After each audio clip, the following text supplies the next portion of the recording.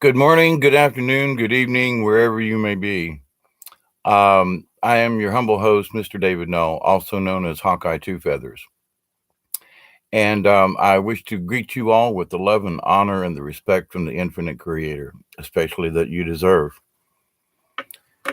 And so I'm very late with this particular topic. A couple of things have come up, and I noticed that somebody's already been in the chat room, and I'm very sorry for that.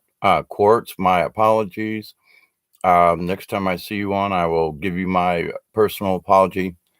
A couple of things happened personal. Um, my daughter's mother, my first wife, um, is having heart surgery in a couple of hours. And I've been in a heavy duty state of meditation and prayer for the doctors and for all the staff and for everything to happen just correctly with the hospital.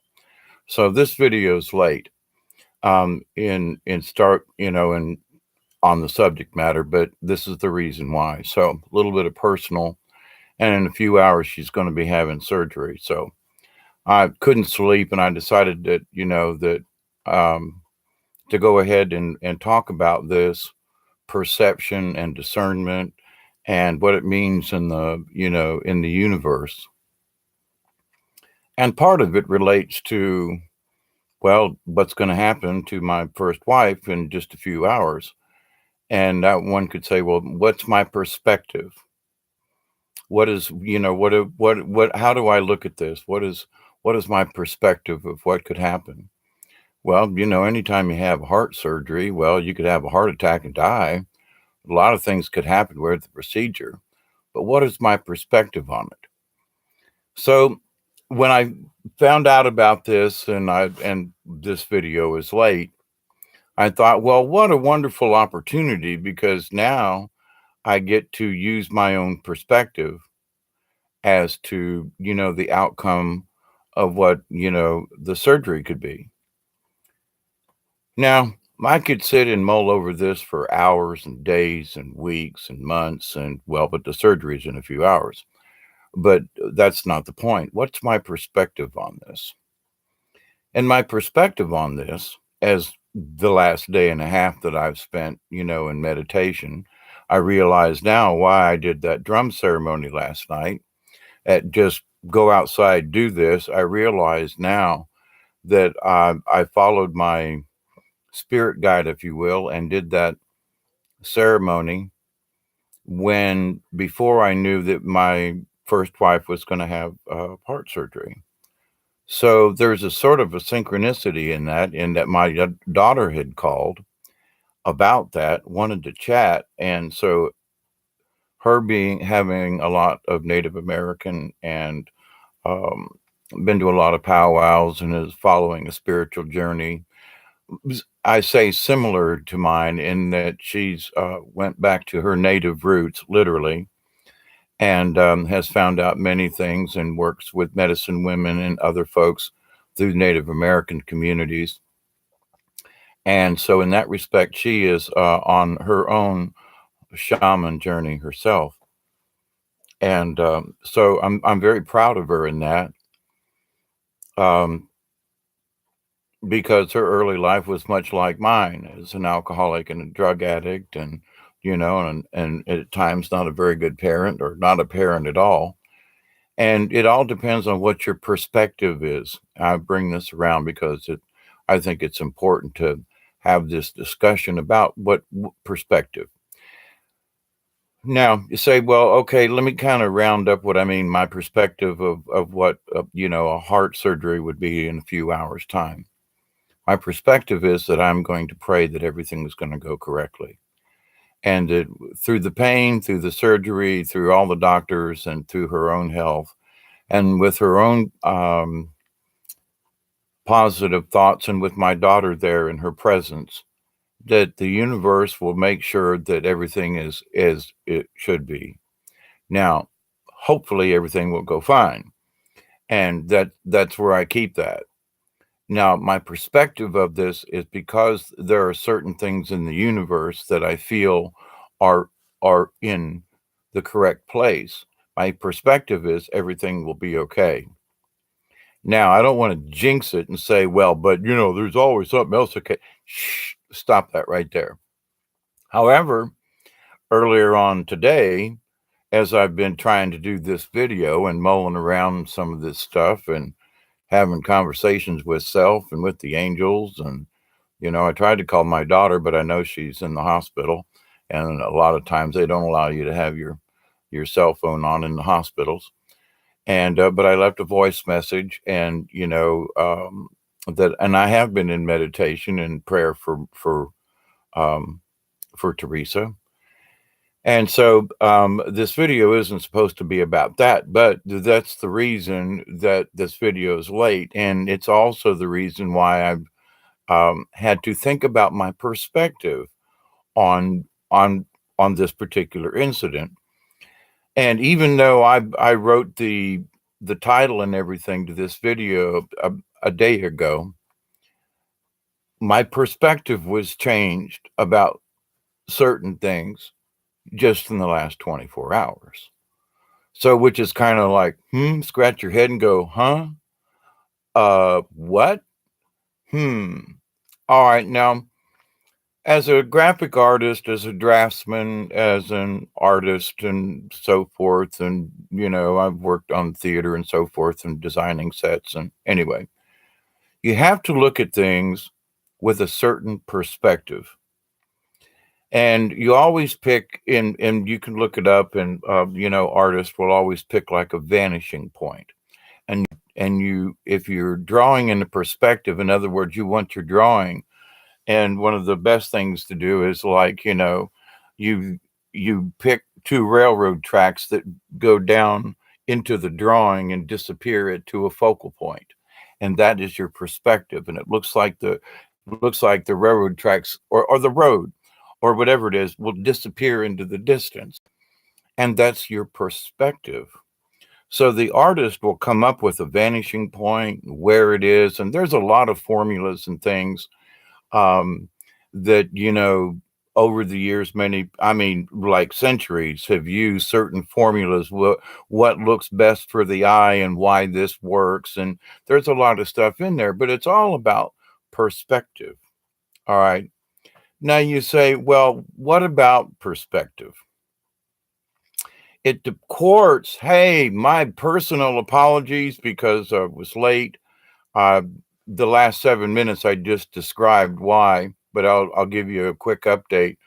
In a few hours, my daughter's mother, my first wife, is having heart surgery, and I didn't find out until yesterday. And he was there for hours. But the reason why I wasn't here is because of just my personal schedule got messed up, and I went into some deep prayer and meditation. And my humblest apologies about that. But again, that's what I just did the last 7 minutes about court. So, but I wanted to personally, give you my the reason why I was late in doing this. I've been waiting for my daughter to call me back, and I didn't want to start the live stream and a bunch of other things. But to the point though, during that time, I've had the opportunity, to mull over this idea of perspective. Now, basically, what it is where you from where you view something. What is your perspective? Now, earlier this evening, just as the sun was going down good, we've had clear skies this afternoon and this evening, which has been like lovely. And I was outside checking the chickens and chasing a possum out of the chicken pen. Dang it! I'm just not into killing things, even though the possum killed one of my chickens last night. Not quite sure how he got in the chicken pen, but rather than kill the darn thing, I just chased it out of the chicken pen and said, "Well, okie dokie, there you go." But anyway, but standing in the backyard in the garden, looking up at the stars, gives me a different perspective um, of what the stars look like. And it's like, well, I'm standing out there and I'm going, wow, Orion's really, it's sort of weird. And the reason it looks strange is because when I'm in out this way on the south side of the house, I'm using the house as a reference point to how things look with the stars. When I'm in the backyard, in the garden, there's no reference point. It's just open space. So I look around, I go, oh, well, is Orion further south or further north? Well, that's because I don't have a reference point. My perspective has changed. Even though I'm just standing, 30 feet further, from the front of the house to the back of the house, my perspective of the universe has changed. I mean, how it looks, and I'm like, well, wait a minute, Orion, is it further over my head or wait, I had to go around back to the front of the house out here to change my perspective because my observations are always within a few feet of each other because of the perception and the perspective. Now, there's two different things in that. I got a frog in my throat. mm. That gum frog. So, anyway, my perception and perspective both changed. My perception of where Orion was in the sky, even though it's way high, was different because my perspective of where Orion was different because I was standing in a different location. That's why when I say if you're going to make any kind of solar observations or whatever, even if they're land based, always stand in the same position. Always pick a spot within a couple of feet of it, but because that will keep your perspective correct. Everything will, well, there's the tree, there's that, there's this, and your perspective of it will be correct, thinking of it in terms of a drawing. The other thing is that, it will also help you with your perception of the universe because when you have the right perspective, your perception of it will be more clearer. Quartz, I know all too well that I am not who I was a week or two ago. I have made so much progress in very little time.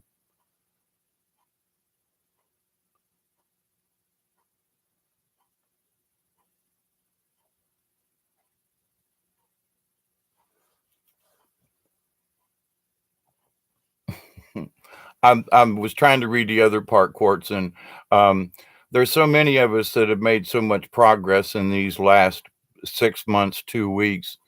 And one of the things I was speaking with a friend of mine the other day, and I was like, the energies that are coming in, the angels are telling me, ET, whatever, is that, we don't have instruments to pick up these energies that we're picking up right now inside of us. And I noticed just here a couple hours ago, I did a check on the Schumann resonance, and down around about the 24, whatever it is. I don't think it's gigahertz, megahertz. It's whatever Schumann hertz it is. But anyway, back a couple of weeks ago, there was around the 24 mark ish.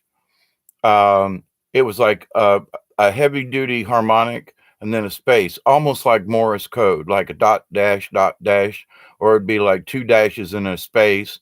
Then a couple hours later, there'd be another. And it's always been along this particular harmonic. And so I'm personally curious, is the center of the galaxy sending Morse code, or I say Morse code, in that it's sending these little coded signatures. And when you look at the chart, it's obvious that there seems to be a pattern coming in. The size of the burst, how long it lasts, and it's all along this 24, 22, 25, in that area when you look at the Schumann chart. So our consciousness is being affected by these little deep, deep, deep, deep, deep, deep. Every hour or two, we're getting this little burst for 30, 40 minutes, and then it eases up. And over the last several weeks, it's always been around that 24-ish mark, just as a reference. So it's like, and it's back. It disappeared for several days, but today or the last couple of days, I've noticed it's like, wait a minute, it's back. The dit, it's back. So we're getting pulses from the cosmos that's showing up through our feet through the Schumann resonance and Mother Earth. So things are dang sure changing.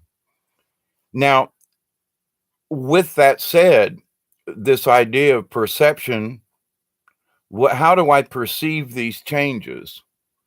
And Quartz, you just mentioned that you've seen changes just in the last several days, but how do we describe what we feel? What I feel different. I was drug outside last night to do a ceremony without any pretext or any warning. No, just grab your computer, let's go outside and do this thing.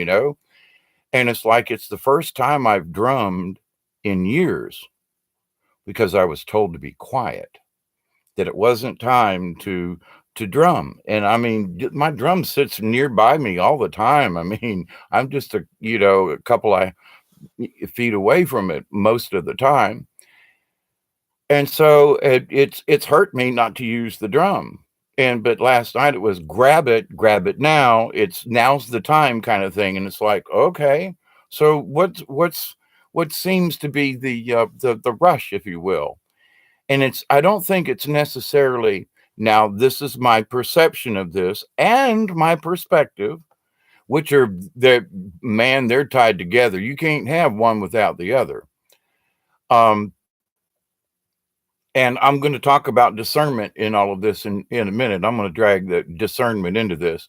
But so as we're having these energies affect us, we're all standing back looking around going, I feel different. I mean, I raise my hand and I know I feel different. I know there's some other things that are like my perception of things has changed. The other day, it was just like the colors were different. And there was just something different about looking around in the yard and whatever. The colors just, I can't necessarily say they were brighter, but maybe more vivid, maybe more something. And it's like, and I literally, I was like, something's up, but I don't know what it is. And, my eyeballs are, what's going on here? So that's my perception has changed. Something is odd, not necessarily, in a bad way, but my perception has changed of the universe. When I start, a few days ago, I did a video about the soul and about seeing it as little tiny golden beads, as little, molecules. And anyway, ever since I've had that little vision, if you will, and I've had the discussion, every time I mention it or something, my third eye sees this nice little beautiful ball of golden stuff in it, and it just warms the cockles of my heart, if you will. And it's like in that my perception has changed because I perceive my soul now something that I never thought to. What color does my soul look like? What color is my energy? What color, I mean, I never had that perspective of what color is it? Or how does it interact with the universe? Or the idea that maybe there's a little bit of residual that I spoke about in that particular video. So my perception of the universe has changed because my perspective has also changed of how I look at it, where I'm standing in the universe. I'm looking up at the stars going, oh, holy crap. You know, that's like over here at the window, looking out the window.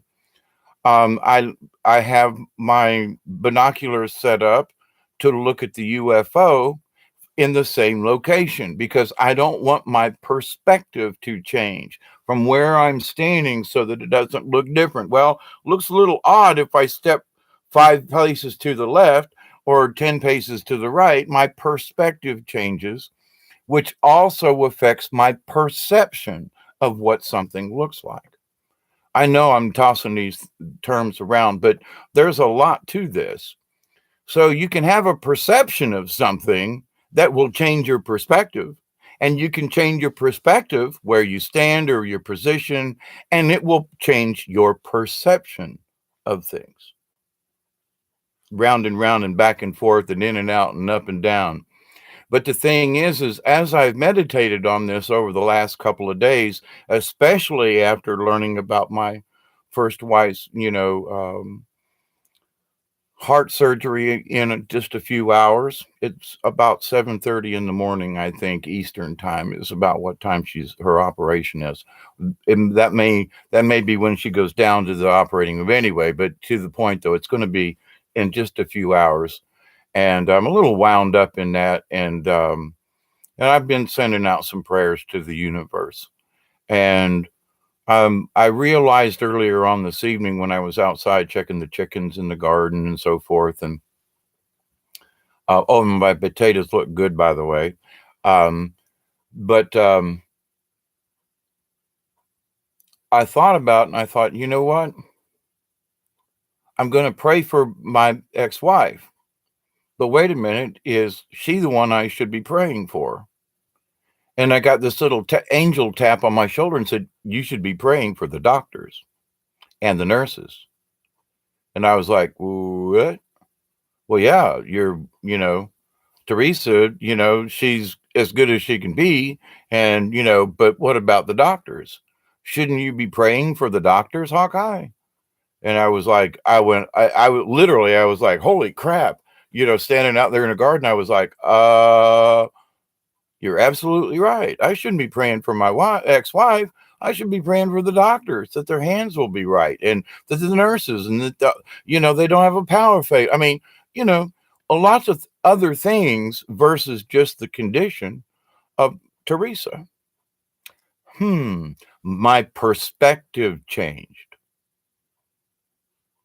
and my perception. When the angel said, let me give you a different perspective on this. What about the doctors? My perception changed of the situation. OMG, I should be praying for the doctors that they get a good night's sleep, that the angels will come to them in their dreams, and that they will, wake up refreshed and their hands will be steady. And wow, perception versus perspective. The angel showed me a different perspective, which changed my perception. Now I'm going to toss in discernment. Now, why is this important? Because depending on your perception and of how you're looking at something, well, I'm looking at this picture by Van Gogh, and it's the one, I think it's Van Gogh, the one that's got the gut. It's all kind of crazy anyway. Van Gogh was a little nuts. I mean, why else would he cut off his ear? But his perception of things was a lot different, obviously, and which also changed his perspective. Now, I've seen some of Van Gogh's works in person, and I used to know a lot about art back in the day. I still have a good basic knowledge. I've forgotten a lot of details, but to the point, when I lived in Tampa, if you're ever in the Sarasota area, go to the Ringling Museum down there. They have some Rubens. Well, they had some Van Gogh. They had a Matisse and a Renoir. That just absolutely, excellent art collection down there. And there wasn't very much to get in. It's a big place, and it's where the Ringling Brothers, one of the Barnum and Bailey circus kind of thing. It's a beautiful place down there in Sarasota. Anyway, if you're ever down there, go check it out. It's really worth the time, especially if you're into art. And some of these paintings are like, they're like 20 feet tall. The people in the paintings are so lifelike. I think there was a Rubens, I remember, and I was like, where in the hell did they get a Rubens? But they're the Ringling Brothers, it's they are who they were. And the Ringling didn't just travel in America. The reason I know so much about the circus is because I grew up on a carnival, and I had applied to the clown college down there in Sarasota. and that I was going to attend the clown college down there, and they only accepted like 30, 31, 32 people a year into this into their college, and I was 32nd. I missed it by one. And if anybody had dropped out that year, then I would have. But it didn't work out for me, and then I was in a bad accident. But they'd already worked me out that if because I was 32nd or third, I can't remember. It was 31, 32 was the cutoff. But anyway, they said you'll be first in line next year if you're still here. Well, I'd moved to Georgia by that time, but they were looking for clowns to go to Europe, like for a year. You take a year's tour and go to Europe. I was like, man, what a sweet deal that would be. Anyway, I figured I'd be a clown for a year, travel the world, and they'd pay for my travel.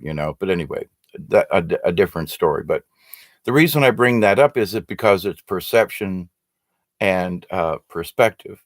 My perspective of the circus world would have been totally different because I would have been in Europe. Even though it's still a circus, even though it's clowning, I would have been in Europe doing that versus being in America, being the same kind of clown. But the antics and things are subtly different for American clowns versus what's in Europe. Anyway, perspective, perception. Where you live gives you a certain perspective of how life is down here in the South. You eat collard greens and sweet tea, and you go up north and it's black beans and I'm sorry, it's navy bean soup and something else. But with that said, the perception of things is that we're all human beings. We're all live in America, and you know, I don't know. There are other things. Our perception of things. Just because I live in the South doesn't mean that I hate Northerners. Not like the old days. Um, because my perspective is, ooh, South Georgia sweet tea. That's obvious. North, the when we went north back in '99. We left Missouri and headed north, and we left Kansas City, Missouri, after getting some sweet tea and something to, we went up into Sioux City or Sioux Falls, South Dakota. But anyway, it's Sioux something. We got up there, stopped at a truck stop in the morning, and I was like, I want some sweet tea, and so she brought me out a cup, some hot water, a tea bag, and the sugar, and a glass of ice. And said, "Here you go." And everybody in the room was like, "Y'all ain't from around here, are you?" So, but it's your perspective of things. I was like, I'm in a truck stop. You'd think they'd have sweet tea or at least iced tea. Nope. They their perspective of things is different. Just 3 states north of where we were that evening. Just a night's drive, and your perspective of things change, and also your perception. So it's like the lady had no idea that people actually made gallons of iced tea and kept it in the refrigerator. It was like, what? So it's like that's an interesting thing right there. But um, to the universe. Now, I bring this up because if you're doing meditations and things and you're leaning up against a tree or you're doing something else, and it's just curious, there are some other folks out there who are now talking about tree meditation. When I haven't seen it for years, nobody has ever brought up meditating with a tree until I start talking about meditating with trees. And now there are other people who are talking about, woo, the specialness of tree meditation. I'm like, where'd you people come from?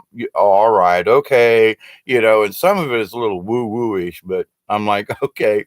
I bring that up because it seems to me that I speak things into the universe, and me, I never ask you to share or even like the darn videos, but I just thank you for hanging out with me. But in that, when I speak it to the universe, it seems like I seriously doubt some of these folks are watching my video, but the message is coming out into the universe. That's the reason I'm bringing this up. All of a sudden, now there are folks out there talking about tree meditation. I think that's a plus. Some of them are a little like, I mean, way too new agey, and they're going into this. I don't know. It just seems like too, ask the tree, sit down and meditate. All this other kind of, ooh, you got to do that. Now, that's nice. But if you simply want to meditate, be kind to the tree, give it a hug, sit down and meditate with it. All this other stuff is like, what? Okay, all right. If you have to have a full blown ceremony to talk to a tree, I'm sorry, it just really doesn't work that way. It's much simpler than that. But I'm glad they're talking about it. And that's part of the perception and perspective.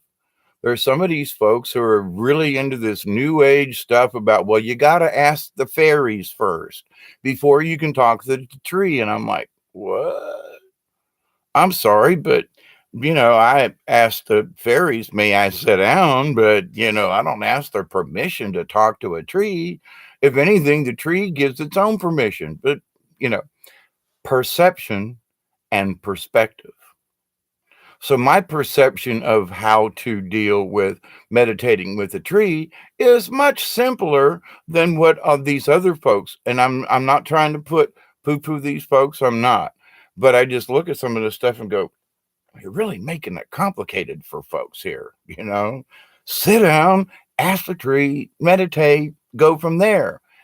But then if you were to meditate with the tree, here's where discernment comes in. So what if you're sitting there meditating with the tree and you get some kind of enlightenment?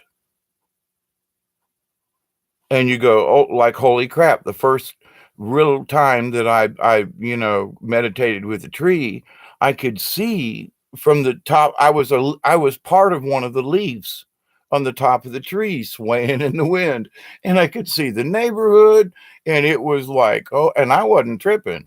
I was like, oh my God, that is something else. So, but here's the thing. In my discernment of what I visualized or felt or that the tree shared with me, I had to discern or take that information and make something of it. Back that first time it happened, I hadn't taken enough acid to have a relapse or a flashback. I was talking to trees and understanding things well before I started into my acid and mushroom journey. But later on then, after I took acid and sat down and communicated with the tree, my discernment changed because what I felt without the acid or a hallucinogen or anything, I was like, oh my God, that really did happen. I really felt it that way. The LSD and the mushrooms, but at a later time. I'm thinking the first or second time after I did acid that I was sitting under a tree. I realized that without it, I could still feel the same thing. The LSD amplified it greatly to where I was like, I wasn't just one leaf, I was many leaves. And that's strange in itself. But I had to discern that information. I had to take that information of the universe into my own self and I had to process it. I mean, there are sometimes I still feel that first time I sat with the tree and felt the exhilaration of being a part of it. Oh, I still get, a tingly feeling right now thinking about it. And that's been 45 years ago or more, long time. So it's like, so what about this? So if you're in the same place, and I'm talking about right now, for example, when I do the earth wobble and so forth, I'm always using the within a foot or two of where I'm always looking up at the sky. So my perspective is the same. And meaning where I'm standing and my perspective of the sky is there's a tree, there's a that is the same. And my perception of it is whether or not Orion is straight overhead or too far to the south. That's my perception. but actually I'm using my eyes and I'm discerning because I'm standing in the same position, my perspective, my perception of where Orion is in relationship. My discernment is, oh my God, it's too far south. Okay. You follow with me along with that. Now, but that's just one example of having a perspective where you stand, whether it be in society, religion, spirituality, vegan versus meat eater, or, carbon tax. I mean, your perspective is from your point of view where you're standing. And so that point of view gives you your perception because that's what you see in your field of view. Now, if you step sideways, left, right, frontwards, or backwards, all of that changes.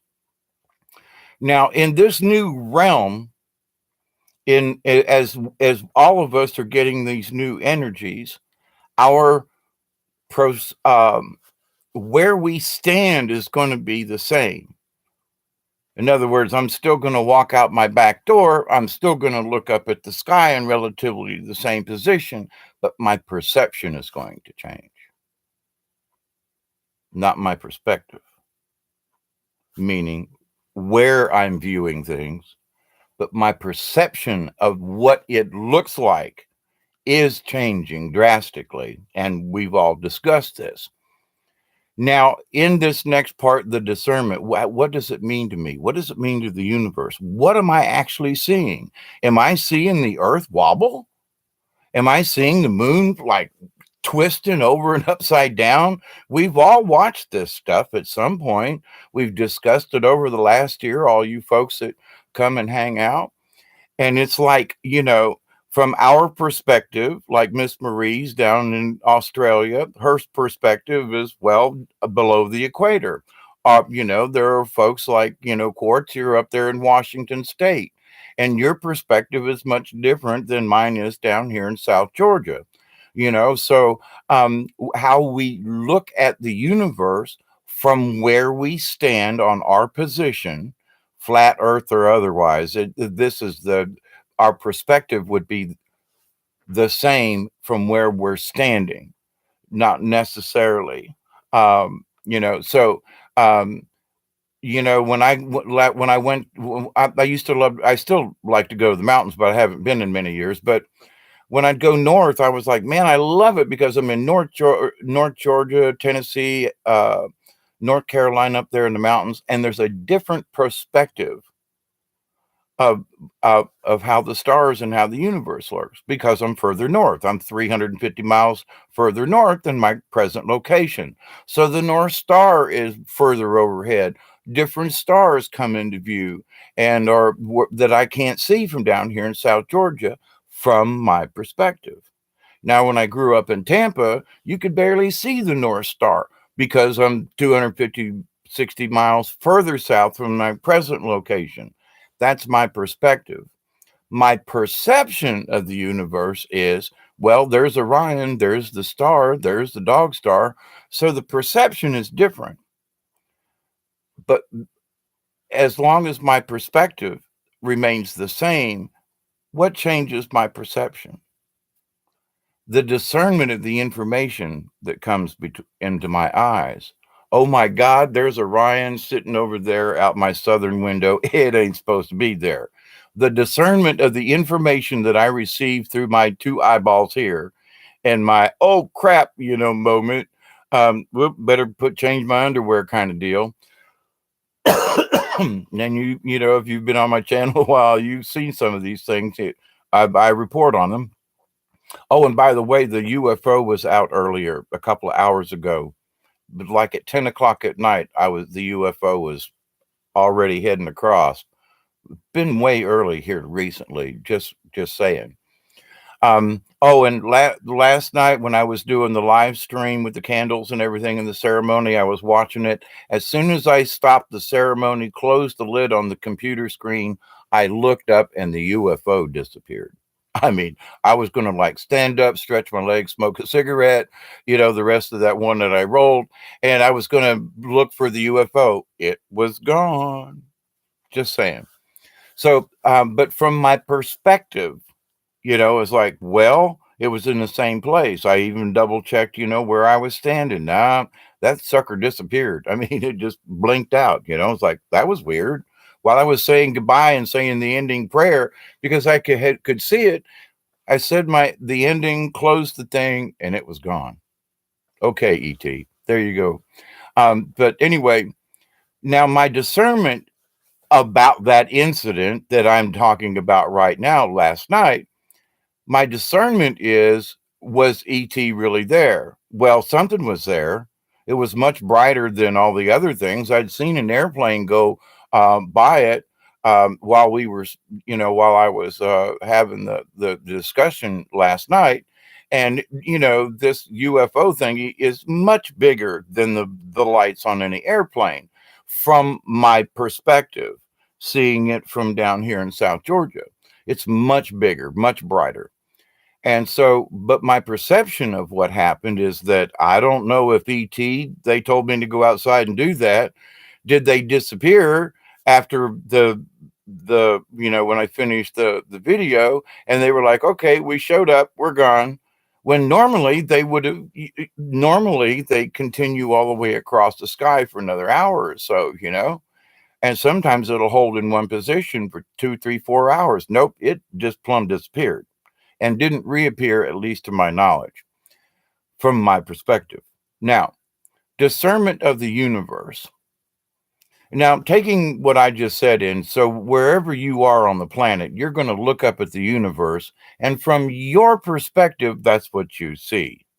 I mean, I can walk up the hill 20 feet, and my perspective changes. Now, not necessarily my perception of the universe, but my perspective changes because where the trees are, I'm further up the hill, my perspective changes. The universe doesn't, and my perception of it doesn't, because I still perceive Pleiades, even though it's in a different location, it's still the Seven Sisters, it's still the cluster, it's still my homeland, if you will, as far as I know.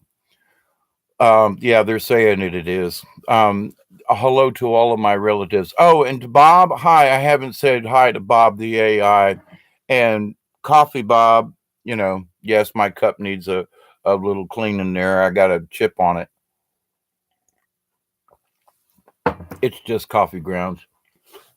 But anyway, so in the discernment factor of this, so as the veil is being lifted, as our perceptions and our perspectives are changing, meaning the 3D to the 4D reality, the veil being lifted, how are we going to be able to discern, to understand, to process this information that's coming in? I mean, it's all new to us. I mean, some of the things that I've been looking at with as many trips and things that I've had in my lifetime and all the strange things I've seen while on, acid or shrooms or peyote was really the cleanest of them all, by the way. But to the point, oh, Amazing Grace, hey there, hello, hello, hello, and blessings to you. But with all the drugs that I've taken and peyote and mescaline and or mushrooms, I don't necessarily consider they're organic, okay, versus a chemical acid kind of thing. I haven't had any good clean acid since the 70s, but you know, I'm not saying I necessarily want any. But now if somebody were to offer me some good clean mushrooms, I might could join you with that one. Anyway, but my point to this is that the things that I have been observing here just like quartz just here in the last couple of weeks, even within the last several days, my perspective seems to be my same house, but my perception of what's around me has damn sure changed. It's brighter, it's different, it's clear. Sometimes it's out of focus. Sometimes there's these weird things in between. My perception of the universe is changing. not my point on the planet. Okay. I'm making sure you understand what I mean about this, because it's a little tricky in the brain. As this conversation after 45 minutes is probably like, okay, he's going around in circles with this. But everything is connected in this. So, but the discernment now is the topic. How do we manage to look at all these new things if we don't have a relative position? If our perspective of the universe has been this all of our lives, and now all of a sudden our position has changed, how do we discern this new information? How do we look at this universe now with unveiled eyes? It's like, when you understand that there ain't no way that Lee Harvey Oswald did what he did when Kennedy got shot, you can't ever go back. You realize that the story they told us, I mean, I saw Lee Harvey Oswald get shot on live TV on Sunday, and all this other crap about how Jack Ruby got in and all this other kind of banana. I've been a conspiracy theorist since they shot Kennedy. Okay, and in 63, and I'm 66 years old. They haven't been telling me the truth for a long time. And when you see through the lies and you go, I'm sorry, but my discernment of what I perceive to be the truth ain't what you're telling me. Things just don't add up. My discernment is y'all lied. So, what has this got to do with what's going on right now? We need to discern the changes in the universe. We need to continue having conversations with each other. How is this crap affecting you, kind of deal? It's like, call up your neighbor. Did you just feel that strange energy wave that just hit us the other day? I mean, literally, my socks lit up. I mean, whatever it is. My cigarette caught on fire all by itself. you know, um, I was smoking some weed and I saw two fairies come in and try to sniff off the. I, I'm joking, but it's our perception of things, yes, and it's how we discern what we see. Now, trust me, I ain't got the answers, except that I do have a set of eyes that I can look at things and go, whoa, now isn't that interesting? Has anybody else talked about this kind of stuff? Shouldn't we be having this conversation about if the universe is changing, we're getting all these new energies in? Shouldn't we be discerning amongst ourselves? Because them folk out yonder ain't going to tell us the truth. So we need to continue what we're doing and remember that my perception of it is different because of my surroundings, because of my perspective. And my discernment is based upon these facts. So I tell people all the time, it's like, listen, if you got to use the Christian Bible to find your spirituality, use it. Anything that will get you there, but also use your discernment. I read the Bible. I have two of them sitting right over there, right over there. And that there are times when I read things out of the Bible that enlighten me spirituality. But do I believe in the whole gung ho Catholic Church Christianity crap anymore? No. That's my discernment of all this other stuff. But I use it as a tool. I use my own perspective, my own point of view, and my own discernment. If I need something out of the Bible and angels speak to me and say, there's a passage in there we want you to read. There's something we want you to pay attention to. We want you to talk about this. In that respect, the Bible has been very helpful. But am I going to say, well, everything in this Bible is true? They wouldn't lie. Nah. No, because I know better. We've been through this, myself and other people, you all, but it is about the spirituality. So we need to discern the information that is given to us, and not just in print or the news, but from the universe, because these new energies are coming in. How are we going to react? How are we going to, oh my God, my energy level's up? Well, are we going to go outside and, go hunting and go gung ho and kill chickens or something? Or are we going to want to go out and be compassionate and feed hungry people? I mean, I know that's like really weird, kind of off the cuff, two different realities, but to the point, are you going to go out and do something good with it? Or is it going to make you nutso and you're going to go out and become a serial killer? There's a lot of in betweens in there, but I think you get my drift. How's it going to affect you? So, depending on the information that you have, perspective, meaning where you are on the planet or in the universe, your perception of it, what does it look like to you, and how to discern this new information. I hope you see where that all of this really does tie in. And the perspective thingy, oh my God, it like you could probably tell it like it drove me nuts for about a day, just like because it kept tying into something else and going back and around. Yeah, but my perception changed because of that. And then I back and forth and back, and I was like, holy crap. But it's simple in that they're both tied in. And what ties them both together is my discernment of the two. Whoa, that was the big kick in the pants for me. How do I process the information? How do I look at, I'm standing here, I'm set, there's my thing, and how do I put this together? How do I discern the information? So, with all these spiritual beings and things that are going on, um, we need to learn how to process these new energies. We need to, as I've said, as far as shaman training goes, you got to keep an open mind about it. Now, I don't mean let negative energies or somebody come messing with your head or nothing. I mean that you have to keep an open mind to new ideas. Well, have you ever seen a ghost before? I have. If you've not never seen a ghost before, you're in for a new treat. You're going to have to learn how to discern that information. Oh, holy crap, there's a real ghost in front of me. Yes, you're going to have to process that information. Um,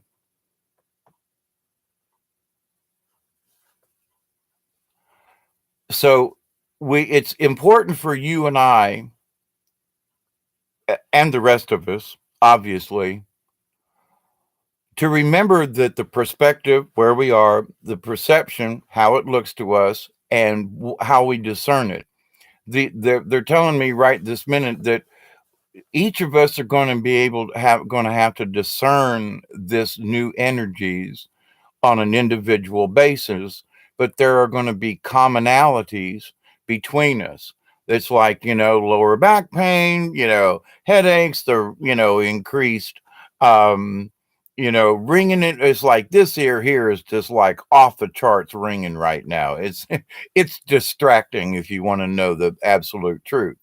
But the other day, it was like the noise wasn't so much on this side, it was somewhere in the middle. And then it got really sharp out this ear, and then there was a different frequency out this ear. And I was like, what the hell is going on in between? Is my brain going to explode? And it only lasted about 10 minutes. But during that particular time, I was like, something's going on here.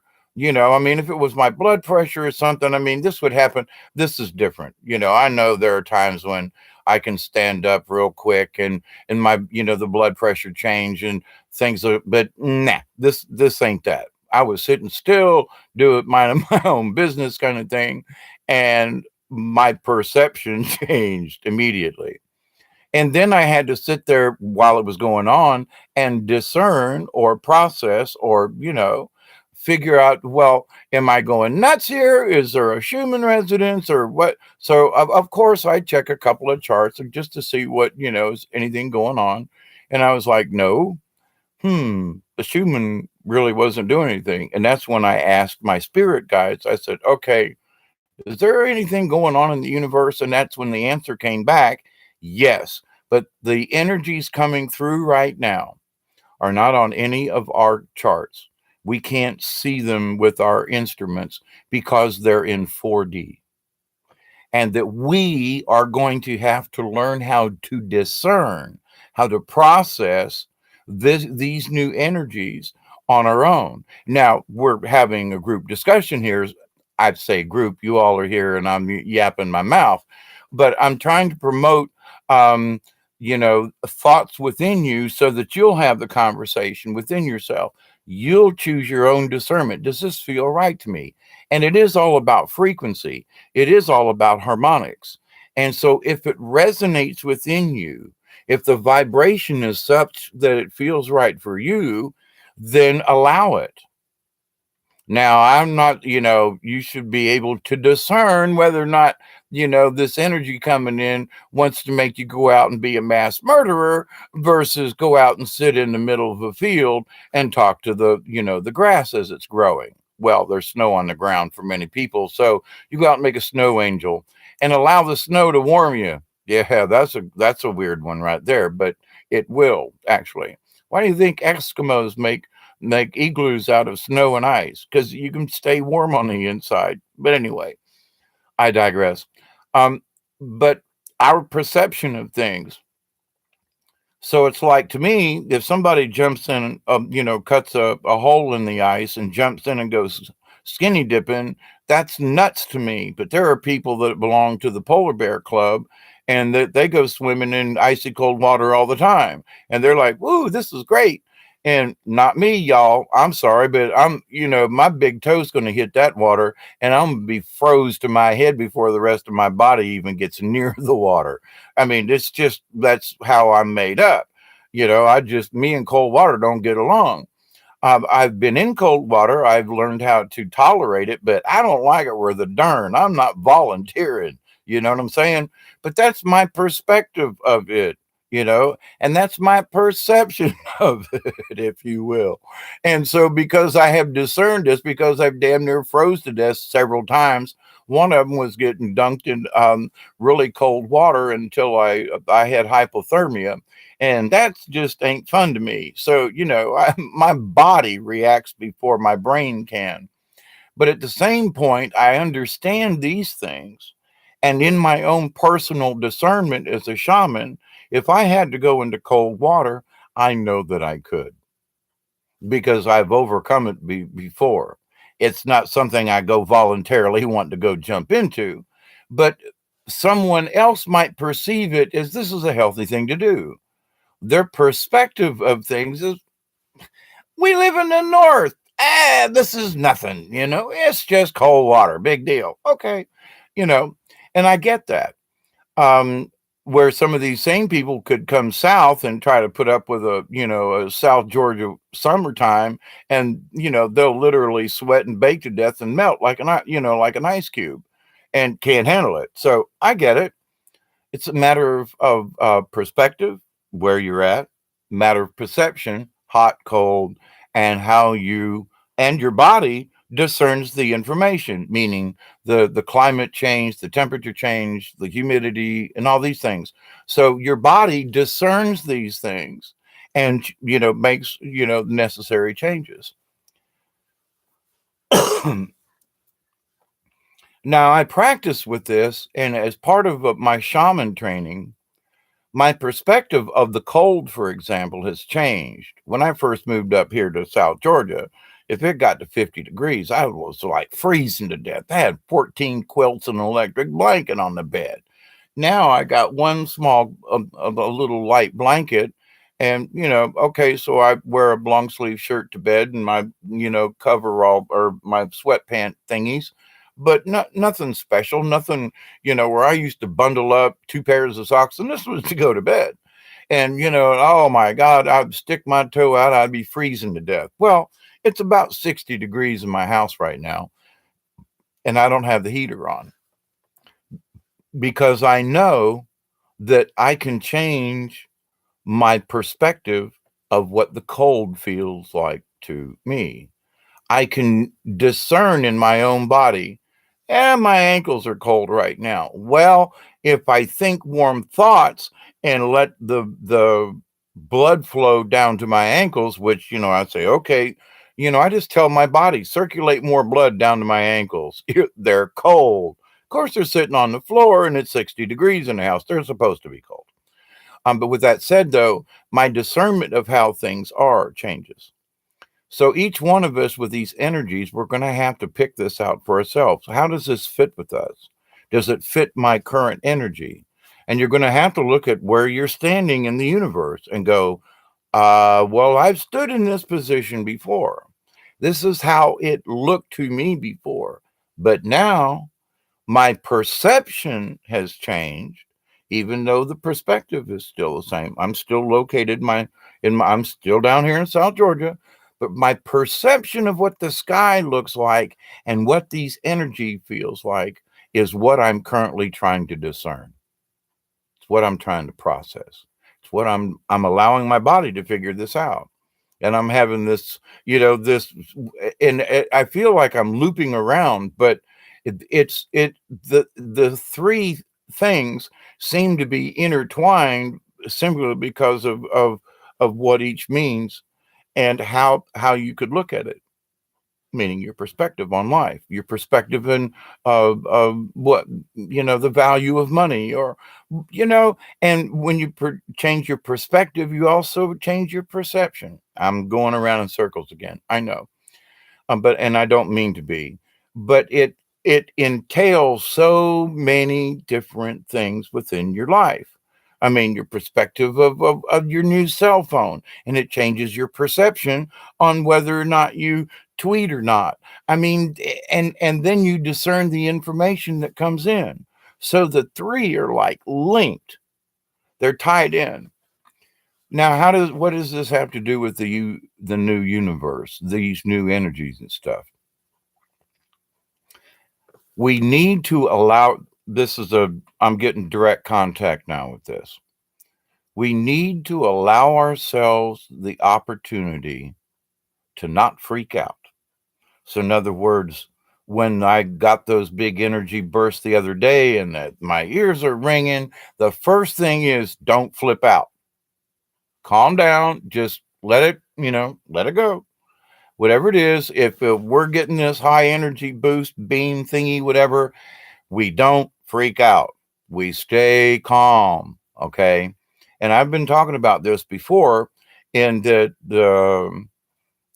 our space brothers and the angels have all said, listen, we're going to be riding these waves. Get on your inner tube, strap in, and don't try to swim away from the inner tube. Keep your flotation device near you. Keep a hand on the tube. I used to do a lot of snorkeling and stuff, and you didn't go far away from your inner tube. You stayed nearby. Hey, Pink Angel, hi there. Um,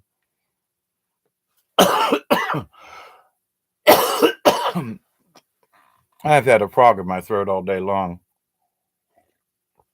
Evening. I'm sorry. All right. So the angels, ET, good folk up yonder are saying that we need to hang on to our inner tubes. And the ride's going to be a little wild. But we need to look at it from our own standpoint in the universe. How is this affecting me right now? Is this like is it giving me a headache? Well, maybe did I have a cup of coffee or didn't have a cup of coffee, or simply look around from your perspective and your point of view. What happened today? Did I change anything? And it's not to be worried. It's just, did I change anything? Because your perception of things will change. You might say, well, I don't want a cup of coffee today, but then you might get a caffeine headache later on if you're used to a lot of coffee like I am. So if I haven't had enough coffee in so many hours, I can get a damn splitting headache. I can drink 2 cups of coffee and the damn thing go away. But to the point though, it's like, but caffeine does that. And I've had a lot of head injuries. So, but to the point, there are other people who've never had a head injury and, have the same kind of thing. So it's like, So if you're trying to come off of caffeine or you're changing your diet, or so you need to look at what you are you is your has your perspective changed? Did you change seats on the bus? Maybe you've gotten fumes from the exhaust or something. I don't know. But to the point though, did your check your perspective? Did it change? No, I'm still sitting in my still favorite chair. Did my perception change? Well, it looks different out the window than it did yesterday from my perspective. And my discernment in figuring this out though, all the colors look different. That's a good thing. I didn't get hurt by this. My ears are ringing off the hook kind of thing. So in this processing of the information, we can calm ourselves without going, head over heels. So we need to stay calm. I know I've been sitting here at times when I'm just like, I feel like I'm inside a microwave. My inside just feel like they're jumbling, jiggling, wiggling something. And I'm like, and there ain't a dead gum thing that I can see from my point of view that's having anything to do with this. So my discernment is there's nothing local that I can see from my surroundings. It must be the cosmic energy. I'm not crazy. Well, okay, I am. But the thing is that I'm crazy because I'm picking up on these energies and they're affecting me in these different ways. Thus, this conversation. So before we go going wacko, before we go taking 10 aspirin, when it might literally, just be a clean glass of water, not out of a plastic bottle, please. Me and my plastic bottles. But seriously, I mean, my arthritis is like it's not here anymore since I stopped drinking out of plastic bottles. But I'm just here to tell you, try it. You won't regret it. Um, that's my perspective, and that's my perception as I've discerned the information about plastic. So keep your mind open to the possibilities. That I just looked out the window and it looked like there was some kind of weird, funky thing that just went by. Now, there are a lot of folks going to be say, "Well, we're being attacked by demons, by spirits from the other world, and that any shadow being is an evil being." Well, that's not true. All shadow beings are not evil beings. They're shadows. Okay. Now, there are other beings that look like shadow beings that aren't, and people will distinguish between them. And I've seen the difference. And let me tell you, a jinn versus a shadow being, oh man, I've literally about crapped in the woods when I saw the jinn versus the shadow being. And I was like, these guys are just like poking out around the trees and keeping an eye on me, and the jinn are like wanting to attack. And I'm like, oh, holy crap, here. No, no, no, no, no, no, no, no, no, no. I mean, you can sense, you can smell the evil. Whereas the shadow beings, they're just scary looking because you don't know what they are. And until I had to experience both so that I could discern the difference between them. My perception of the shadow beings changed when I saw a real jinn, if you will. And I went, "Yeah, okay, I'm not afraid of you guys anymore." It was my own perception of a shadow being. Now, not all shadow beings are good ones, and then some of these guys are like, they're shadows. So you might say, well, there's good and bad in there, but they're shadow beings. They operate in the shadow world. They operate interdimensionally, if you will. Doesn't make them bad, but they're shadow beings. Okay, you just have to take. Now, Jinn, on the other hand, or whatever those other, I call them jinn, they are more in that category than a shadow being per se. Now, um,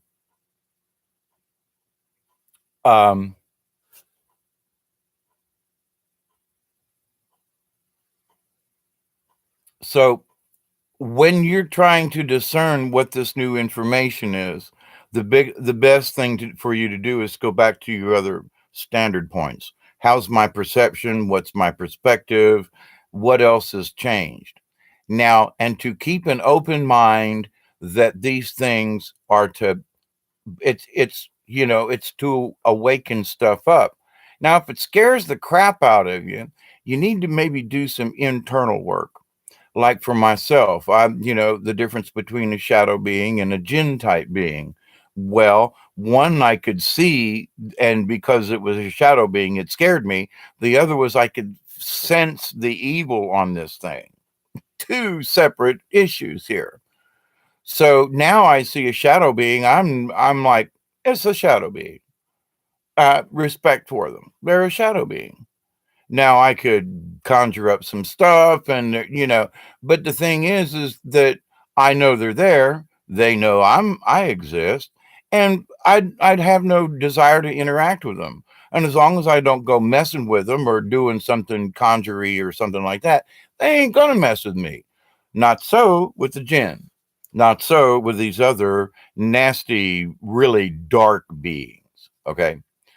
So if you're going to see elementals come from the other side, for example, and I've talked about the water nymphs, the wisp that I saw on the river, and some of the other etherical things that I've seen and witnessed in the woods. The little fairy lights and stuff that absolutely no other way to describe. When you're in a dense forest and there is not a light anywhere except starlight. And I mean, you turn off your flashlight and it's almost like you're in a cave and it's that dark. And then all of a sudden you start seeing tiny little fairy lights that float around. It's like, nah, this is not a reflection. This isn't some kind of, something, light bouncing from somewhere. Nah, these are real true beings. So what are you going to do when you start seeing these things? When your perspective changes, even when you're sitting in your same favorite chair, your perception of things are going to go like, oh, holy crap. Now, how am I going to discern this? Am I going to freak out about it? Now, there's going to be some ugly looking critters. And the first thing is going to be, oh, crap. But what we need to understand is now we don't accept all beings, but think about it in this terms. Of all the beings and all the animals on planet Earth, which is the most vicious? Our fellow man. Should I be worried about lions and tigers and bears? Nah. Should I worry about some whacked out neighbor?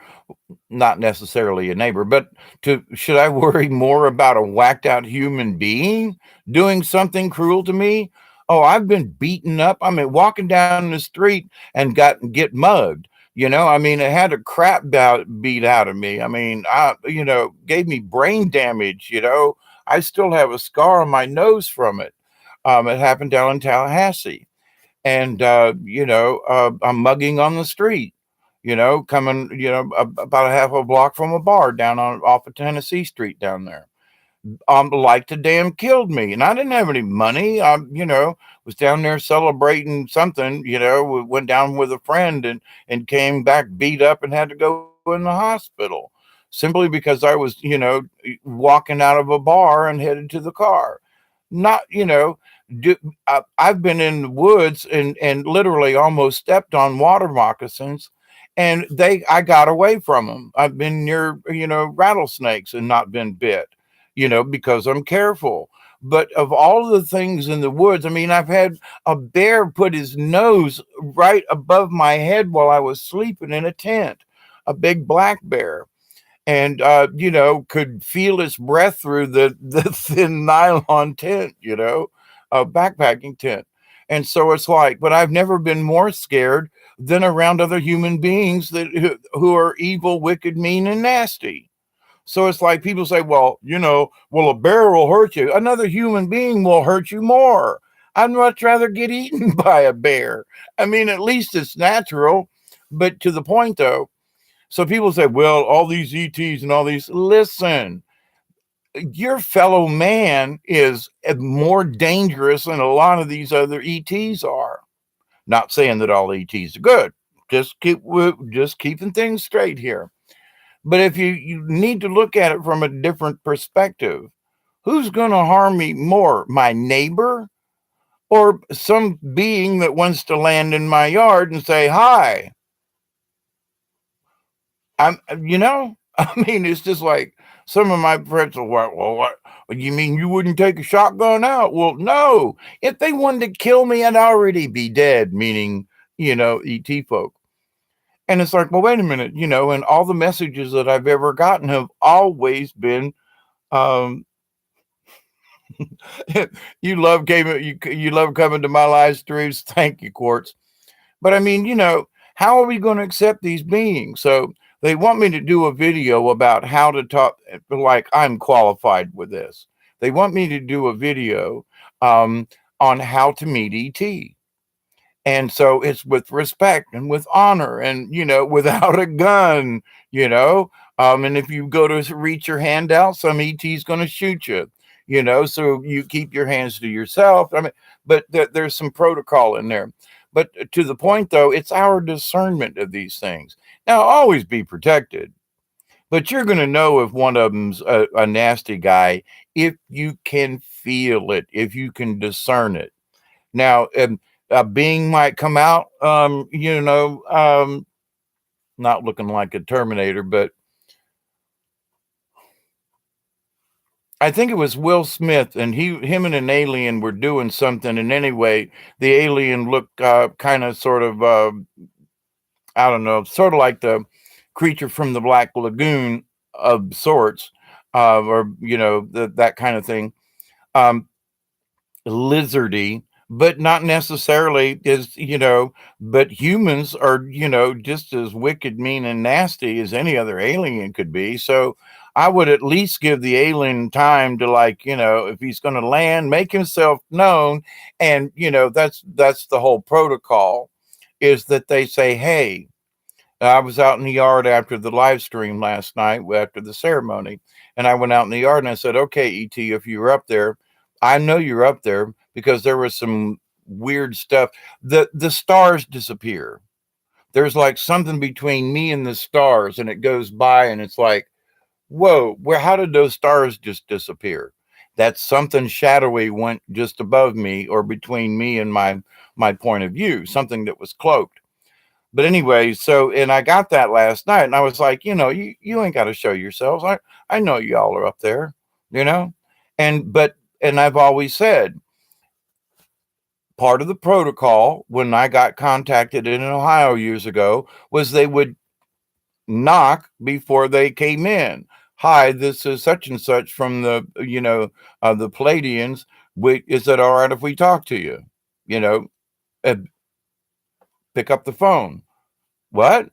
Versus trying to control me or, hey, we're going to flood your head with stuff. No, it's never been like that. And so the things these feelings and topics for discussion are like, it's straight coming out of Creator. Now, is there a beam ship sitting up over my house? Can't say. But I know I got a direct line with these beings. And every single time I get something, it's always about, how do we come through this on the other side? How do we make it? How do we progress? How can I help all of you and myself to understand these things? How can we discern these new things? So we've got to keep an open mind. That's the biggest. That's the biggest. We have to keep an open heart, because some of the ugliest looking critters might be the ones that are the friendliest. Now, I'm going to bring this little note up here towards the end of this. And there are folks out there now that are talking about the new ET invasion is going to be bugs. Well, I'm here to tell you, we got invaded by bugs several years ago. When the bird population drop, bugs eat my garden every year. Winter, summer, it don't matter. The bugs that come out, we've been under attack by bugs for a while. Just saying. Now, I don't understand where some of these folks, and you probably know who I'm talking about, are coming up with this idea that the planet is being retrofitted for a bunch of insects. I That's one far out freaking. I don't get that. Now, are there insectoid type beings? Absolutely. Jellyfish, pink angel, that's hilarious. But now there is, there are octopus type beings that are jellyfish like that do live in the universe. And I mean, they're bigger than planets, kind of thing. They're huge. Um, but there are also beings on the fourth and fifth, more in the fourth, if you will, that if you saw them, they would appear like a jellyfish, but wouldn't be. They're something else. They're in another dimension. They're another type of being, but they're not an insectoid. And I'm sorry, but all this stuff and all the information that I've been picking up over the long many years that I've been doing this and just watching on my own, I'm not anywhere near convinced. In fact, I'm being quite the opposite, I guess.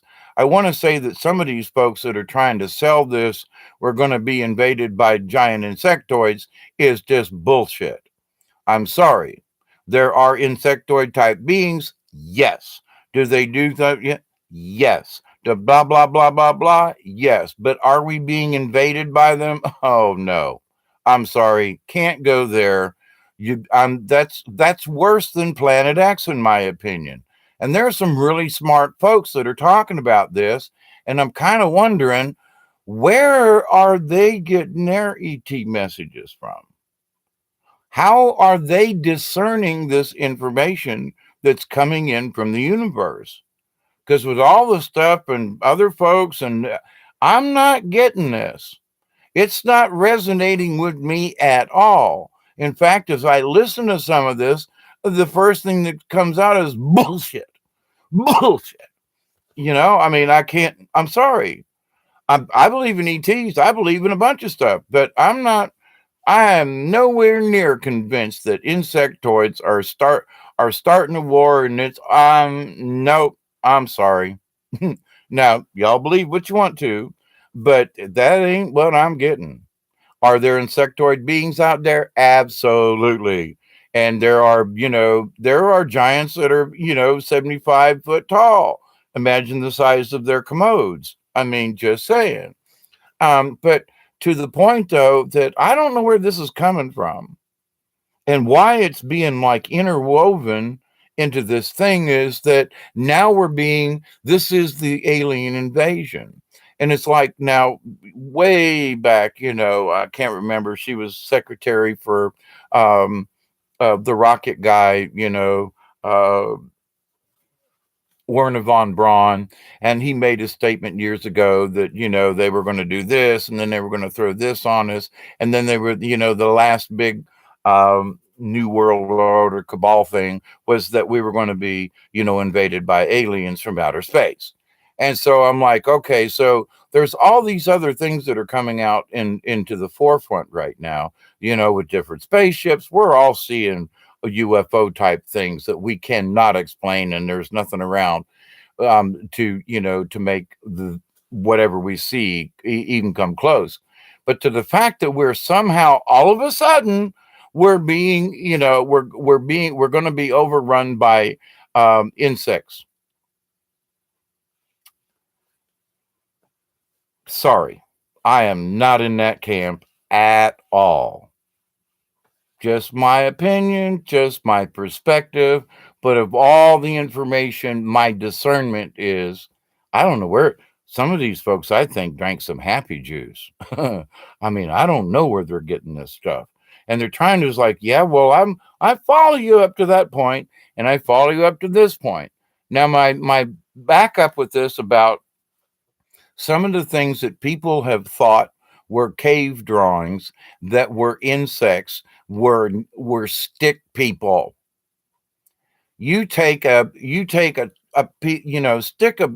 stick in the fire and make some charcoal on the end, and then try to draw with it and see what happens. And especially over thousands of years, stick people who might have had color, they were actually angel type beings. They weren't insectoids. There's a big mistake about that. And there are people who are going to try to make you believe that they were insects when all they had was crappy writing materials. They were drawing on cave walls. They were trying to represent something. These were winged beings that were angel beings, part of the fallen angels that were killed and wounded and dropped on this planet trying to defend the earth against the evil beings. So some of these cave drawings and stuff that people are talking about have been highly misrepresented. There are total different other factions in other part of the world that cite that those aren't insects, they were angel beings. Yep. So that's why I'm not sold on this, because but the ant. Well, yeah, there are ant beings. They're insectoid type beings. I'm not going to just say that there aren't, but are that we're being invaded by the damn things? Sorry, I'm sorry. Now there's a picture that was on, I don't know, UFO something, one of the YouTube channels that I had just within the last 2 days, that shows this being, a winged type being, in the sky. It's an angel. It's part of the Charistus. And I've spoke about that in some previous videos. But it's not an insect. We're not being invaded by insects. I want to jump up and down and go, no, that's stupid. Somebody's giving you the wrong information and you're just going right along with it. And I'm sorry, but I have other information that says that's nonsense about all, we're going to be invaded by all insects. Sorry, and it ain't there. Number one, if it were going to be that way, then why would we have these cold snaps? Insects don't like freezing cold. I mean, the planet would really warm up, and the planet's not warming up. We're going into a cold spell. Okay. So, the polar temperatures, all this other kind of stuff. And this is the wrong planet to make, they should, go to Venus or to Mercury. They want a nice, even Mars would be better, but not Earth. There's too much calamity, too much. Why would insects want to come here to begin with, and to try to, terraform the Earth? I'm sorry. I'm I'm on a tirade, but to me, it's just plumb nonsense that we're being invaded by insect people. Just say it, you know? Let me. Oh, Quartz, I'm reading back up here a little bit. I'm about to end this. I did the. I always do these longer than I intend. Super Bowl halftime was disgusting. I I didn't want to watch it. I am not into the NFL, by the way. I'm glad I didn't. Uh, I'm going to have to watch it now just to see what the hell they were doing. Um, there are believers that I say we will get hit by Planet X still. Rolls my eyes. Yeah, thank you, Quartz. I agree with that. I know a lot of people this year, I for one, that just wouldn't even think Super Bowl. And it might have been that the reason I was doing that live stream ceremony last night was to offset some of the Super Bowl crap. Just strange, I hadn't even thought that last night was Super Bowl kind of deal. And I'm outside doing a ceremony. First time in years. Like, what? Mary wins. Thank you. I was listening. Thank you. Thank you, Mary. Thank you, Mary. And Pink Angel and all of you. But to the point with this, um, You know, even Mary, oh, the Zeta Talks lady, it might not be Mary, but anyway, she was like, "Oh, the reason why Planet X didn't something something, they're coming up with excuses why we haven't seen Planet X yet, and why the planet hasn't rolled over." It's like, I'm looking at my clock, and they're late. All of this stuff was supposed to have happened by now. They're late. You know, oh well, we're all supposed to be in a major conflict. There's stuff going on the planet, and etc. There's stuff going on in the galaxy. I saw a really good meteor last night when I was outside after the live stream, and I was like, man, that one went a long way across the sky.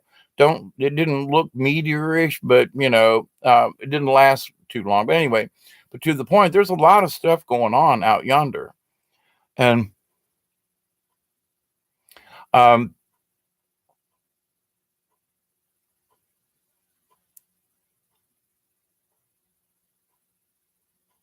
so for each one of us that and I love all the hearts, you guys. I can't find this kind of stuff on my computer. The icon thingy, it'll hang up my little Chromebook. But I thank you, Bob the AI, for allowing me to do this video. um there is things going on in the universe that, just remember. Oh, Nancy Leader, that's her name, from Zeta Talk. Like making up excuses why the Zetas haven't come through and all this other kind of stuff. And it's like, okay, gang, I'm not making excuses. I've been telling folks that things are going to continue to change. It's like, they had another big earthquake off the coast of Oregon again.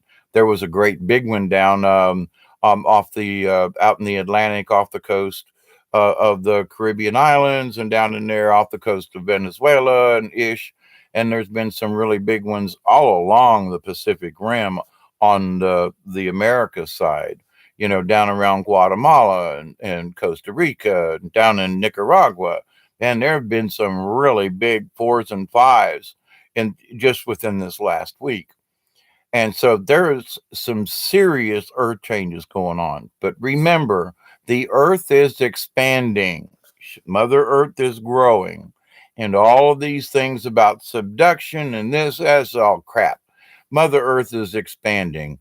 The rifts and the joints underneath Mother Earth, things are, there are cracks opening up all over the place. If the Earth was shrinking, or if there was something else going on, why would mile long cracks develop?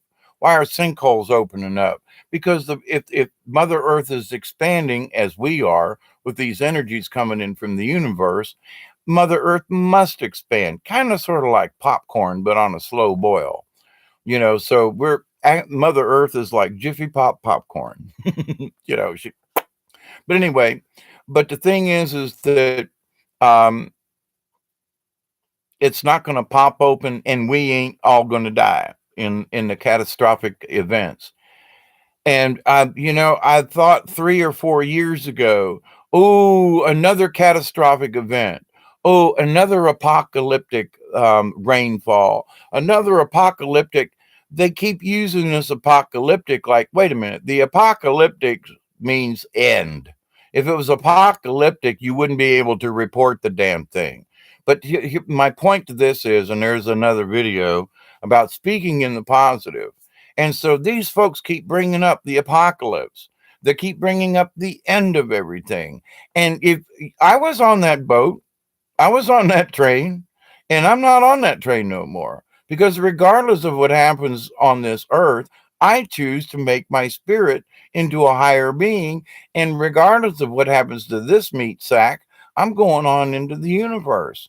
I'm thinking on the bigger side of this thing versus, oh my God, my tiny little world, and I'm just a pimple on Mother Earth's butt. Um, our perspective, our perception, and how we discern the information that we get. Ain't this fun, y'all? Talk about going around in circles with something. But I popped this little seed in your brains to let it mull around in there. And I'm sure you'll be driving down the road or something. You go, damn, that's my perception of something. And shit, man. Then you're going to cuss me out going, Hawkeye put that damn shit in my head. And now it's rolled around in there and making me crazy. That's not necessarily my intent, but I did want to get you to look at the universe with a different perspective and perception. And that we're in for some treats, y'all. And there seems to be more information, but I seem to just be going around in circles here with some of this stuff. But anyway, um, that's why this apocalyptic thing ain't working for me anymore. Exactly, Mary. No fear, and they keep shoving fear down on us. And even some of these folks that are like, Haven't you played the fear game long enough? Where I mean, I just remember the day when they would say, "We got a heavy snow coming. We've got a big cold front coming in. Ooh, now it's apocalyptic. Ooh, now it's a polar vortex. Ooh, now it's everything is apocalyptic." And it's like I. So is if I get struck by lightning. That's damned apocalyptic, if you ask me. But, lightning struck my pear tree in the back and split it in half, and that's apocalyptic, isn't it? I mean, lightning striking a tree but wait a minute, that's just going to make more light in my garden. So with the apocalypse of what these people are talking about, that's Mother Earth making changes.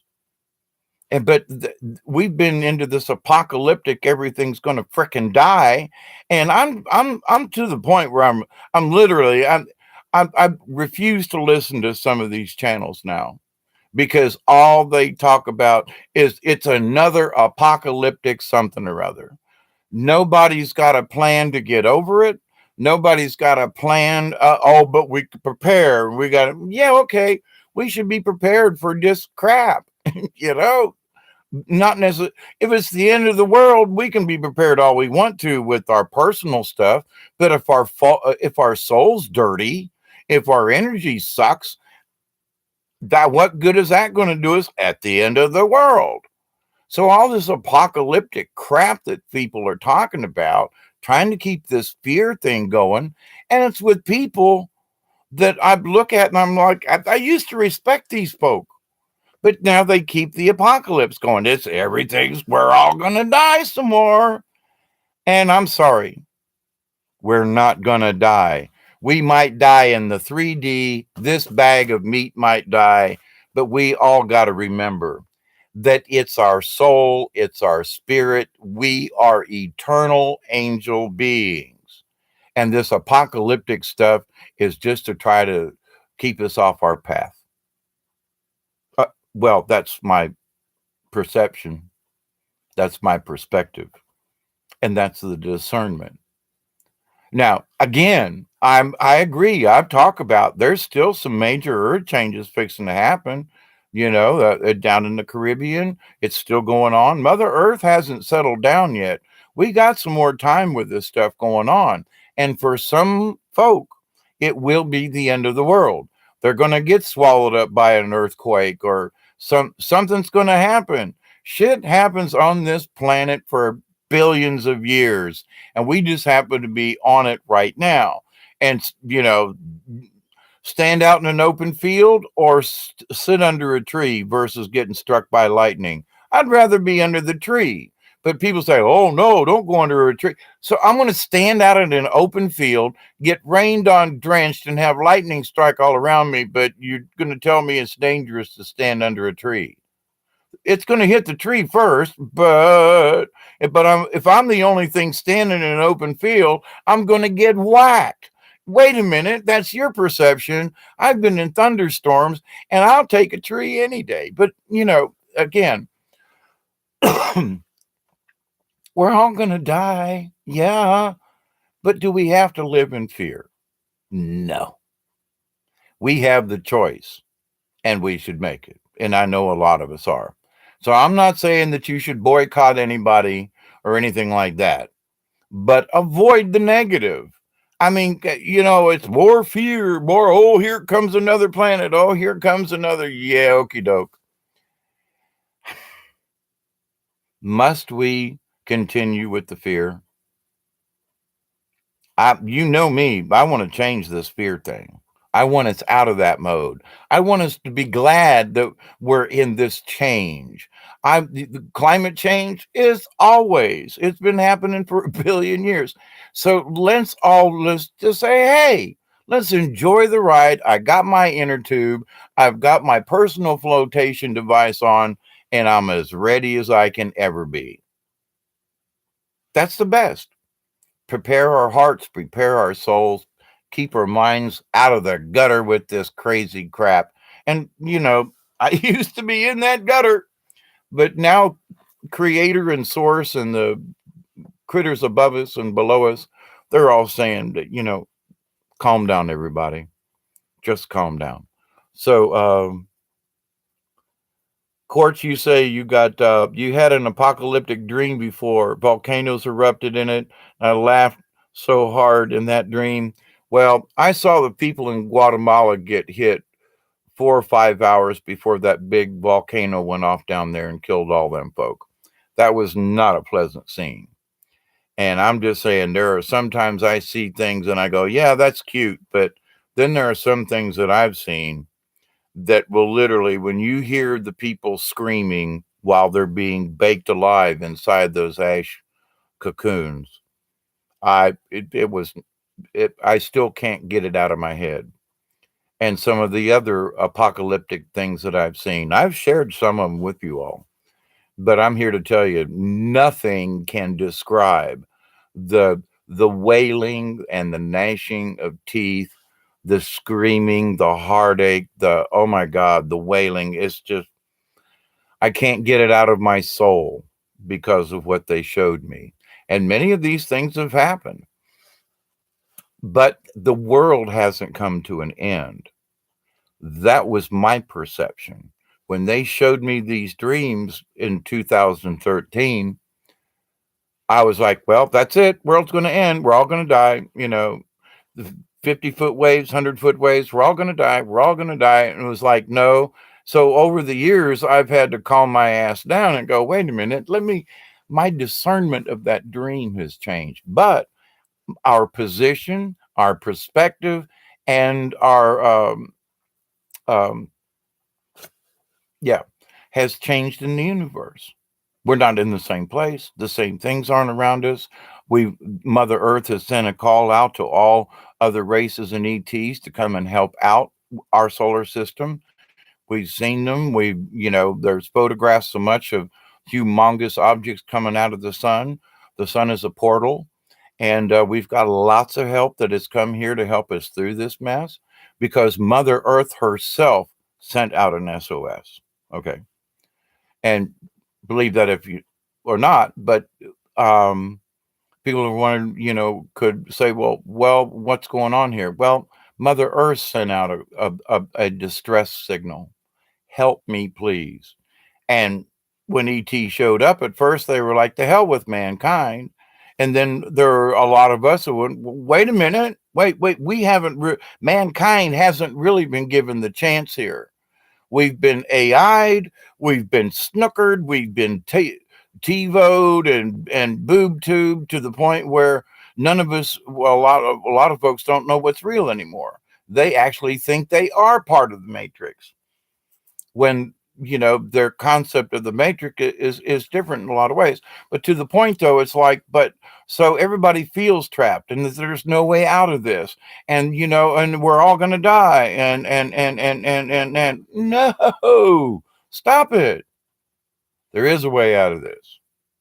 There is a difference. We can make changes. We have made changes. Y'all have made the changes, and you continue to have the changes.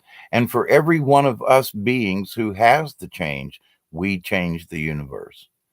Every single one of us, one being at a time. I think it's lovely. And there are folks out there who are like, they were preaching love and peace and honor. I've been preaching that for ever since I was a young hippie in the 70s. But my point to that is that, well, but love won't save us. Well, but hating each other ain't saving us neither. So what you want to say? Well, give up on love. Give up on compassion. Let's just fight it out and see who's the strongest at the end. Well, that's just plumb stupid. And if that's your discernment of what reality is, if you think that we're going to fight each other and the one left standing, that's how it's going to end, I'm sorry. I'm going to continue to pray for love, peace, and compassion. That's the wrong way out of this mess. We need to stop fighting each other. And it's not so much about love, but it is about honor and respect. If you don't respect another individual, if you don't respect yourself, and you've heard me go on about this before, but it's very simple. It's like take the high road. If I've had been in an argument with somebody and I know the other party's guilty, rather than try to say, well, I'm not going to have a conversation, I'm going to, hey, look, I must have made a mistake. Maybe you were right, blah, blah, blah, blah. I'm going to be the better man. And there are people who say, well, wait a minute. You're going to give up your pride. You're going to give up your self-respect. I already know what's up here. What's more important, to have conversation and to mend things, or to say, well, I'm too big to go over there and have a conversation with Umpty Scrunch because they were wrong. That's what's wrong with this planet. Nobody will sit down and talk with one another. So I thank all of you. You guys respect. Absolutely, Mary. Good evening, Quantum. Pamela, there you are. I see you jumped in here at the last minute. Esteemed Hawkeye. Oh my goodness. Oh, wow. My ranking has gotten better. Thank you, Pamela. I love you. Love you. Worked on making uh, sugar bowls tonight to raise my frequency to sweet and nice. That's a wonderful thing. Absolutely there. Um, I deleted spam again. I'm too good for that. I'm very conscious. Yep, absolutely. But I think you all get my point about this. So let's just continue to keep an open mind. And we gotta say prayers for those folks who are running against us. You know, keep your protection around you. Stay protected within your own self. Keep your higher vibration up, because as long as you've got your high white vibration, or however your color that you see, as long as your vibration's up, ain't no negative can get in. It's going to go and hit like some kind of a force field. And so if you stay in the light, especially during this crazy time, if you stay in the light, there's nothing that can get you. It can bump you around a little bit, like being in a bumper car, at the fair or something. But so as long as you got your seatbelt on, you're just going to get knocked around a little bit. You're not going to get attacked or run over by one of these bumper cars. You'd have to get out of the thing. Anyway, to the point though, um, yeah, there might be a negative energy that comes and tries to, knock you around a little bit. But as long as you stay truth to your faith, which is yourself, and as long as you keep your energy good, they cannot get in. They can't. It's just impossible, because there's too much of you there and too much good white, purple, green, golden energy that's there. So they, yeah, they can bounce you around. But the thing is that if you're not given any reason, then that just get tired. It's like, there was a joke for a long time when I was on all the meds and everything and having dizzy spells and falling down, and I was like, anybody remember Weebles? Weebles wobble, but they don't fall down. Well, I think it's wonderful, because basically, if you've got your energy, you can kind of knock me around, but I'm still going to be standing at the end of the day. I'm a Weeble and I won't fall down. Sage smells so good. Absolutely. Such sage advice. Thank you. Yes. Blessings. Um, can't touch that. Absolutely. Absolutely. I love you folks. Um, I get your point. Work making. Yeah, yeah, yeah. Gotcha, gotcha, gotcha. I'm, my glasses around here somewhere, but I'm trying to actually build my eyesight back up and try to read the messages. It's really small print for supposedly my eyes, but anyway. Which, by the way, uh, I did a study years ago on my own eyesight, and I had went from like 125s to like 200s in reading print. And then I read up on some information that said that, the if your eyes if your eyes get tired, maybe you should just have reading glasses. And so the idea is that for the more I read with the glasses, I had to get then I had to go from 125s to 150s. And then my eyes got adjusted to that. And then when I took the glasses off, I was even more blind. So then when I quit doing so much computer work and I didn't use my glasses near as much, I can actually read better now than I could 10 years ago without glasses, because I've allowed my eyes to get stronger on their own without putting something fake on them. And it's like, I know people that have got bottle cap size glasses, and they take their glasses off, and the thing is their eyesight gets so used to that magnification that the eyes can't readjust.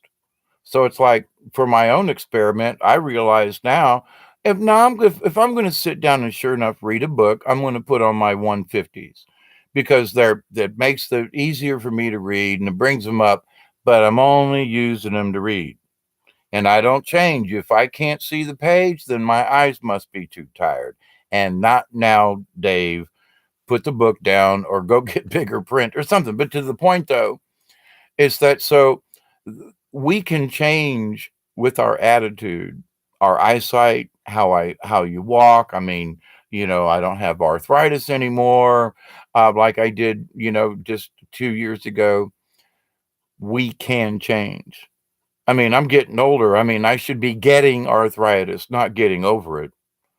Other things should be happening to me that other folks are like caught in the trap, if you will. And it's like, no, change your point of view, change your thought pattern.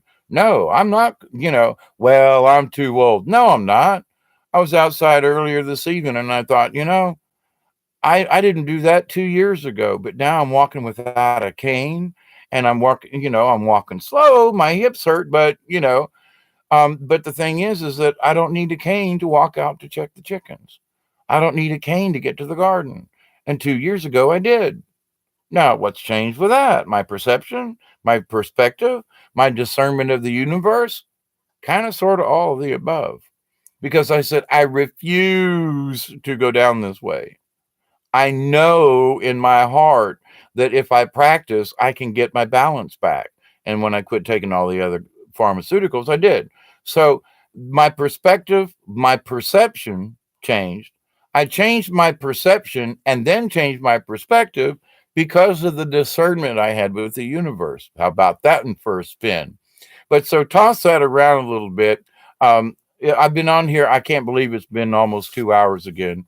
You folks are absolutely lovely to hang out with. And I love you all. I do very dearly. And you stay on my prayer list all the time. Pamela, Quartz, Pink Angel. I can't remember who else is up there. But uh, to the point, though, I love you all for what you do, for hanging out with me, and at least taking the mind trip with me to say, "Wow, that's Hawkeye. You got a crazy, different point of view on things." And it's like, thank you, thank you, thank you, thank you, thank you, Cosmic Agency.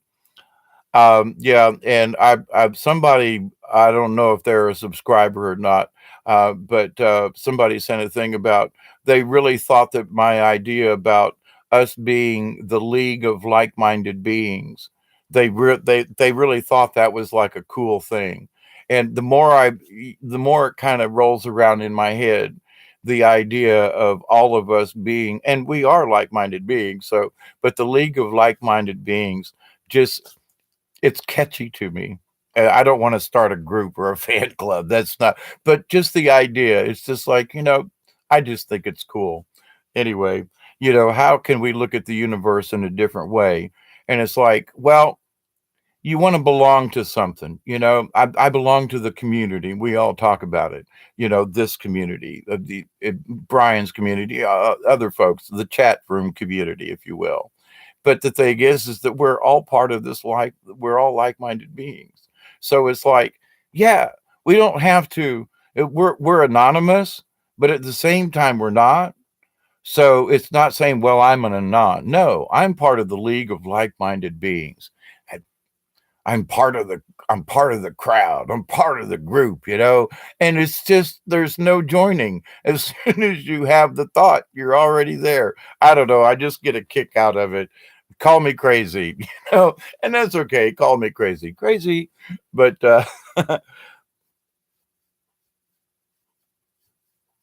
thank you all. Thank you all. I'll go to Cosmic Agency. There is a playlist. Cosmic Agency. Um, all right. So thank you all for the chat. And I really honestly do have a butt cramp. It's been 2 hours now and I'm out of coffee and etc. And I've probably bored you to tears enough anyway. So, but blessings to all of you. Thank you for the time that you give to me. And it is humbling beyond belief on my part. It warms my heart to know that there are other folks out there that will just let's have this conversation, let's hang out together. Thank you, thank you, thank you, thank you, thank you, thank you. And I know you all thank me, and it's like, but I need to thank you for your input and for your love and your energy and so forth. And I was very surprised um that last night that the ceremony thing seemed to work as well as it did. And now I'm going to ask you, my friends. My first wife is having heart surgery in a few hours. I, I very rarely ask for anything, but her name is Teresa Adams. She's my daughter, who's my oldest child. Is having surgery in Columbus, Ohio, in just a few hours. And I would ask that you please pray that the doctors have steady hands, that the nurses will be, alert, and that the procedure will go well. My daughter's with her, and I think one sister, but they're basically by themselves. There's not much family up there, so there's just basically the two of them at the hospital. So I know you've already sent in prayers to Teresa. And I very rarely ask this, but more for my daughter than for me. But, she is a part of my life. She was the one of the first loves kind of thing. And we've been friends for years. We got over the, being mad at each other 20 years ago. But with that said, though, I thank you. Thank you for the prayers sent to Teresa in Columbus at the hospital there for her heart surgery in a few hours. May all the doctors and nurses, may they be on tip top shape in the morning. May they have their coffee, but not too much. And may everything turn out right. So thank you, thank you, thank you, thank you. Now, closing prayer. I pray that every single one of you will continue to receive and accept the energy, the knowledge, and the healing from the universe.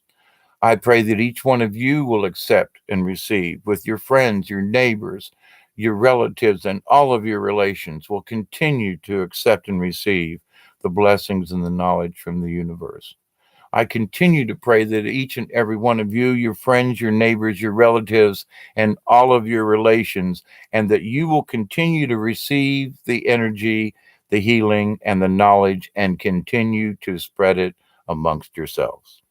Thank you, thank you, thank you, as always. Wado from Hawkeye down here in South Georgia.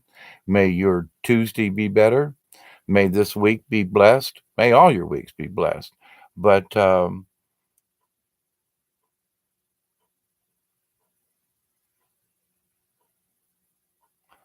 I see. Gotcha, gotcha, gotcha. All right, Mary, Quartz, Pamela, Pink Angel, and anybody else on here that I missed.